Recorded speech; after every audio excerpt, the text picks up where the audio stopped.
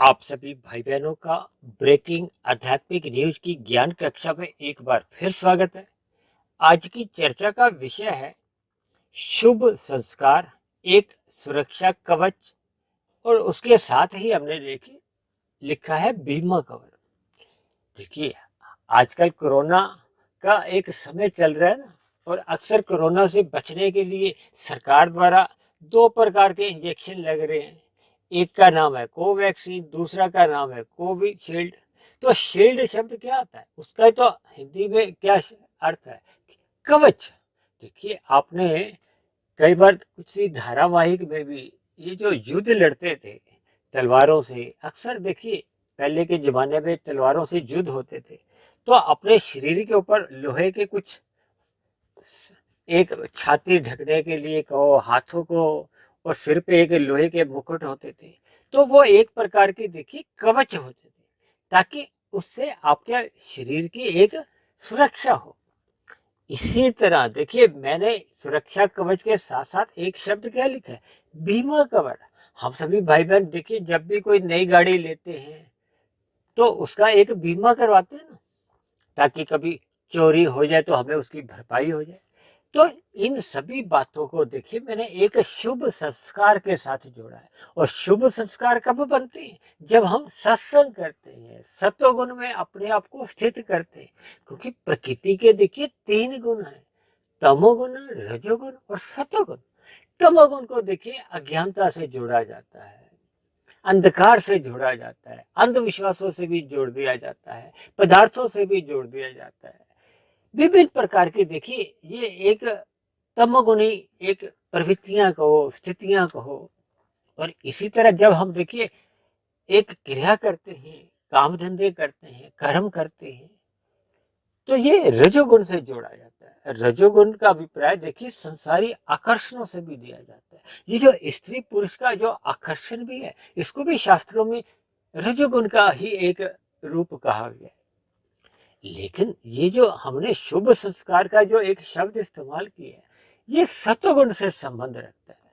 इसी तरह रजोगुण में हम अपनी आवश्यकताओं की पूर्ति तक यदि हम पदार्थों का संग करते हैं, सेवन करते हैं, तब तक तो देखिए हम विषय भोगों के ग्रस्त नहीं होते।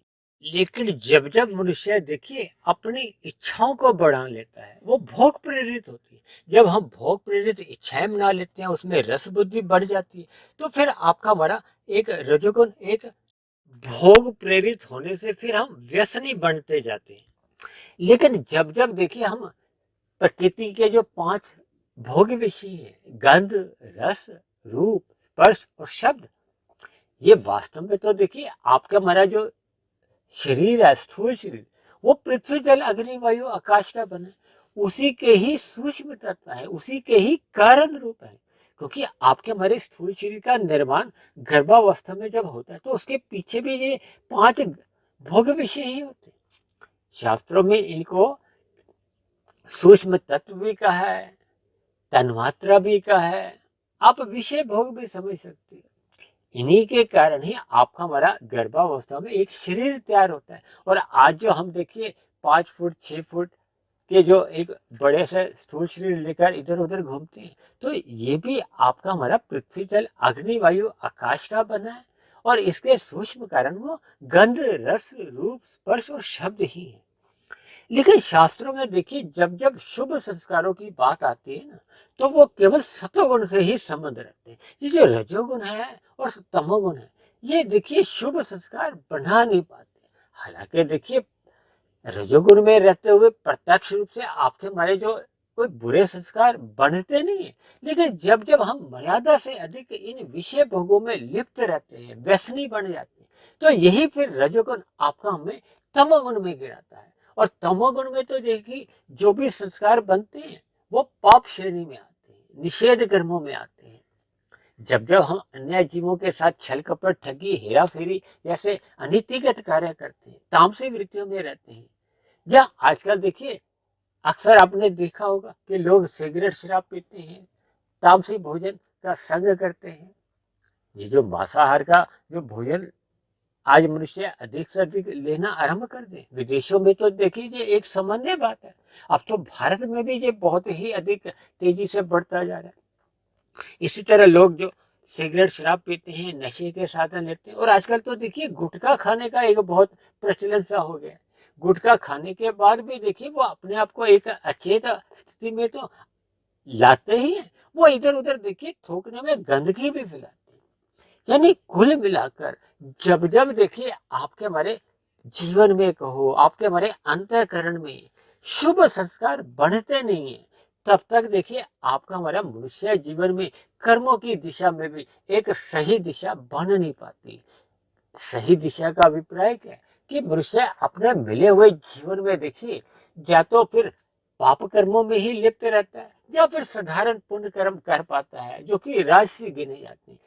जबकि सतोगुण में रहते हुए तो देखिए विशेष प्रकार के पुण्य कर्म सहज ही होने लगते हैं, परोपकार के कार्य होने लगते हैं। भले ही सतोगुण में रहते हुए जो हम पुण्य कर्म करते हैं वो काम भाव से होते हैं, और जब हम सत्वगुण से भी आगे निष्काम भाव से पुण्य कर्म करते हैं तो वो आपके हमारी एक आध्यात्मिक साधना को आरंभ करते हैं। भगवान श्री कृष्ण ने निष्काम कर्मों को ही एक कर्म योग का नाम दिया। इसी तरह जब मनुष्य कर्म योग में एक मजबूत स्थिति को प्राप्त हो जाता है तो फिर उसके आगे फिर ज्ञान योग आरंभ होता है। ज्ञान योग की मजबूती आने पे ही फिर देखिए भक्ति योग आरंभ होता है। भक्ति योग में ही आपके हमारे जो कारण शरीर में जितने भी एक बुरे संस्कार होते हैं, अज्ञानता के संस्कार को हो, क्लेशों के संस्कार को हो, यानी विभिन्न प्रकार के जो एक क्लिष्ट संस्कार होते हैं वो दग्ध भी होने लगते हैं, क्योंकि मनुष्य जीवन में ही ये जो शुभ संस्कार बनते भी हैं और बिगड़ते भी हैं। देखिए ये जो नीचे के जोनियों के जितने भी जीव हैं, 80 लाख प्रकार की जो जोनियां हैं, उनमें जितने भी असंख्य जीव हैं वे भी कभी ना कभी किसी ना किसी जमाने में देखिए आपके हमारे जैसे मनुष्य थे। उनके भी जब संचित कर्मों में पाप कर्मों का क्रमशः अधिक अनुपात में हो गया था तो फिर मनुष्य योनि की पात्रता फिर छूट जाती, क्योंकि मनुष्य योनि का जन्म तो तभी मिलता है जब आपके हमारे संचित कर्मों में मनुष्य योनि के मरते समय कम से कम पाप और पुण्य कर्मों की तुल्यता रहती है या पुण्य कर्मों की अधिकता रहती है। अब यदि देखिए पाप कर्मों की अधिकता होगी है तो फिर क्रमशः नीचे की जोनियों में जाना पड़ता है। नीचे की जोनियां तो देखिए क्या है, पेड़ पौधे, कीड़े मकोड़े, कीट पतंगे, पक्षी, पशु।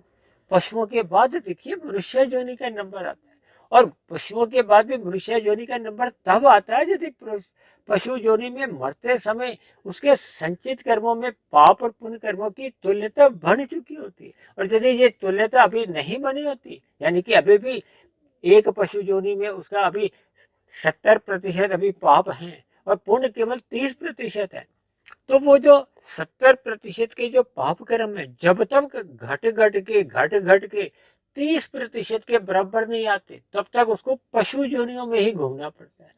देखिए मेरा तो ऐसा मानना है कि पशु योनि में रहते हुए मरने पे उसको बार बार पशु योनि में ही घूमना होता है।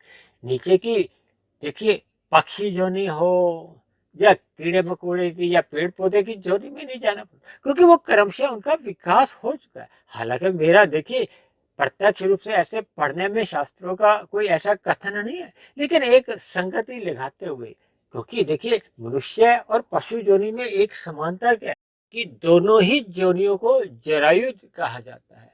क्योंकि ये जरायुज का मतलब होता है कि इसमें जो एक मैथुन क्रिया द्वारा ही एक नए योनि का कहो, एक नए जीव का निर्माण होता है। यानी ऐसी स्थिति में जब उसका पाप पुण्य कर्मों का एक अनुपात बराबर भी आ जाता है तो फिर उसको मनुष्य योनि की प्राप्ति होती है।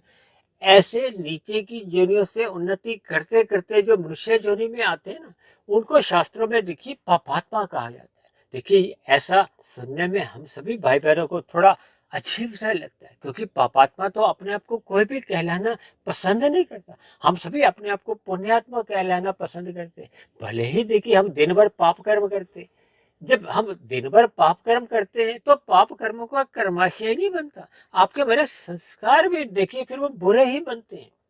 और जब हम बुरे संस्कार लेके नीचे की जोनियों में जाते हैं तो नीचे की जोनियों में संस्कारों को तो ताला लग जाता है, केवल पाप कर्मों का जो एक कर्माशय होता है उसका ताला खुल जाता है। उसका ताला क्या खुलता है कि नीचे की जोनियों में जैसे जैसे हम पाप कर्मों के दुख भोगते हैं वो कर्मशय घटते जाते हैं।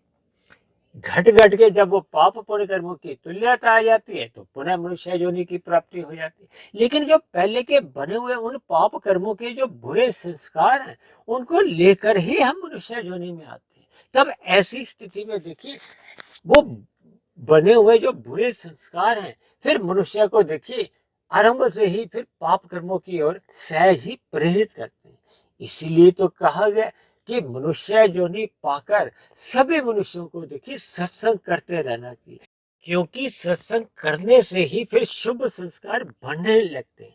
इसलिए तो मैंने आज वीडियो का नाम क्या रखा है, शुभ संस्कार एक सुरक्षा कवच, यानी कि बीमा कवच।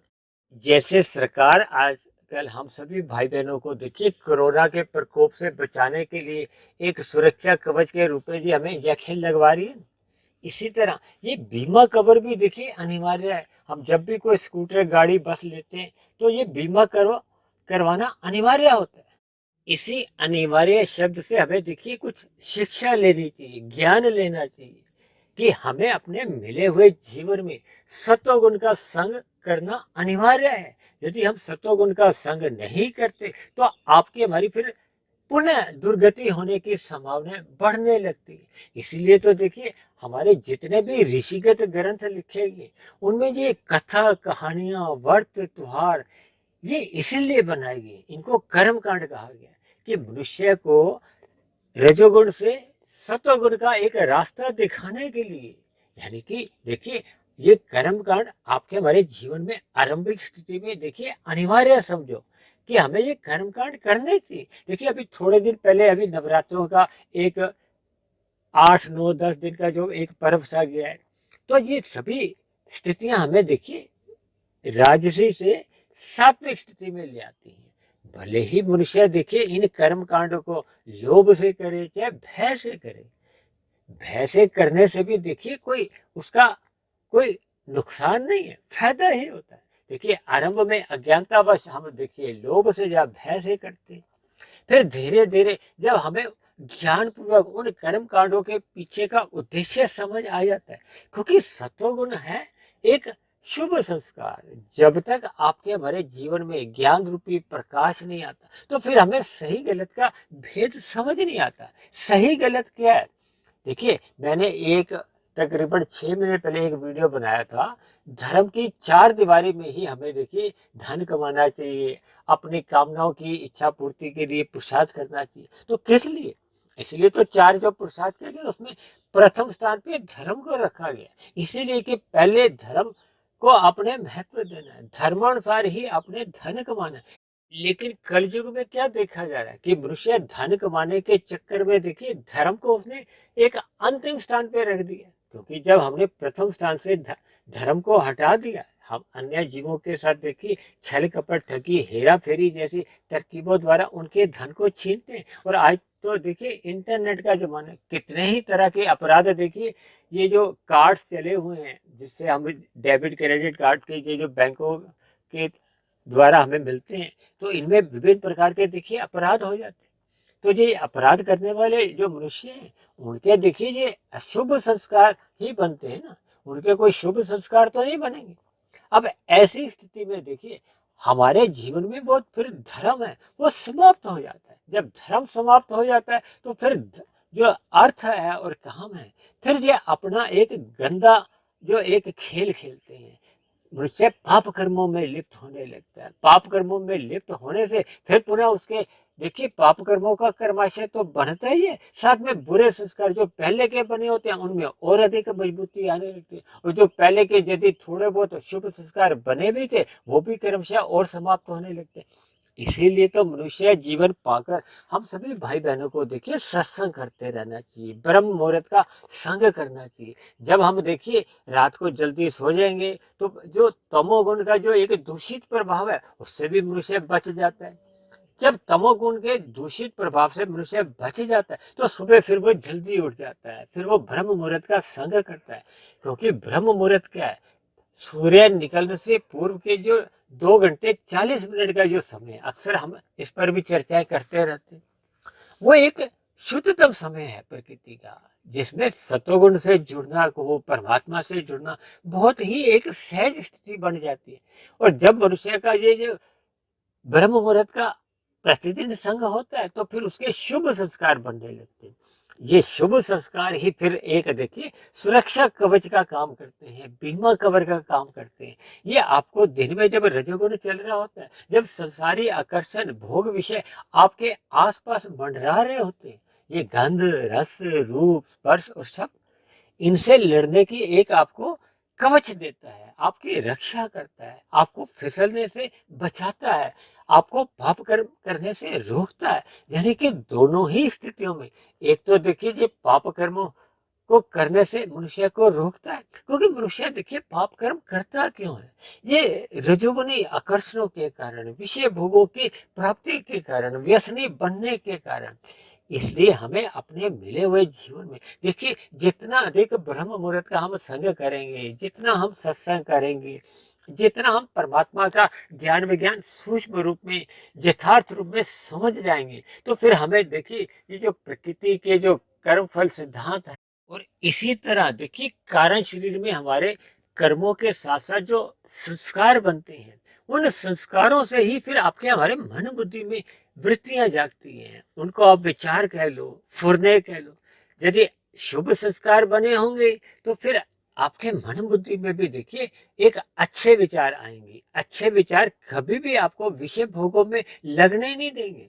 और फिर जब हम विषय भोगों में ही डूबते नहीं है तो फिर मनुष्य पाप कर्म क्यों करेगा।